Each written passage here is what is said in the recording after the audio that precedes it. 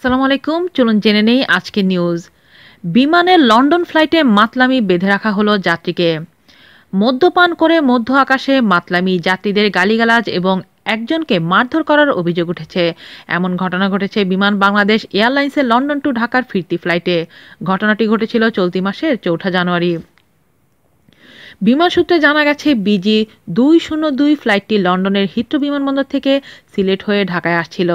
এর ভেতরে এই অনাকাঙ্ক্ষিত ঘটনাটি ঘটে। পরিস্থিতি নিয়ন্ত্রণে আনতে বিমানের ভিতরে মদ্যপান ওই যাত্রীকে বেঁধে রাখা হয়। শুক্রবার দিনভর ভিডিওটি সামাজিক যোগাযোগ মাধ্যমে আলোচনা ও সমালোচনার সৃষ্টি করে। ভাইরাল হওয়া ভিডিওটিতে দেখা যায় ওই যাত্রী মদ পান করে মাতলামি করছিলেন। এক পর্যায়ে তিনি বিমানের এক যাত্রীকে মাথা দিয়ে আঘাত করেন। পরে বিমানের কেবিন ক্রু ও যাত্রীরা মিলে রশি দিয়ে তাকে সিটের সঙ্গে বেঁধে রাখে। বিমান বাংলাদেশ এয়ারলাইন্সের জনসংযোগ বিভাগের মহাব্যবস্থাপক শাকিল মিরাজ বলেন, ফ্লাইটটি আকাশে থাকা অবস্থায় একজন যাত্রী মদ্যপ ও অপকৃস্থ অবস্থায় ছিলেন। তিনি অস্বাভাবিক আচরণ করছিলেন। তাকে শান্ত ও নিবৃত্ত করা যাচ্ছিল না। পরে তাকে ফ্লাইটে কোনো রকম আটকে রাখা হয়। ফ্লাইট সিলেটে অবতরণ করার পর আইন শৃঙ্খলা প্রয়োগকারী সংস্থার কাছে সোপর্দ করা হয়। তার নাম এবং পরিচয় আমার জানা নেই, তবে দেখে ও কথা শুনে বাংলাদেশি বা বাংলাদেশি বংশোদ্ভূত যুক্তরাজ্যের নাগরিক মনে হয়েছে।